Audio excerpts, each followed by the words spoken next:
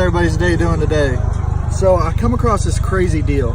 I got a GoPro Hero 6 for $25. So I get back to work and check it out, and there's some videos on it.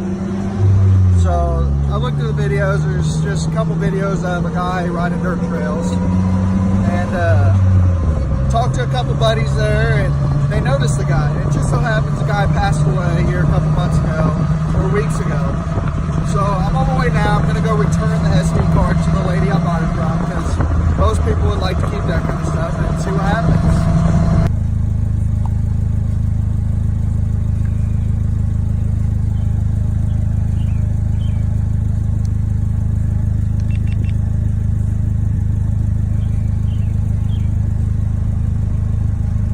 Alright, so I just wanted to do a little video about the GoPro I got yesterday. It's a GoPro Hero 6 Black. This thing is sweet. Picture quality on it's sweet. I like that you can do the 250 frames per second. That way you can do a lot more slow motion stuff. In all reality, I think it's a pretty cool GoPro. And you can't beat it. $25. I got a steal. That's what I like about garage selling.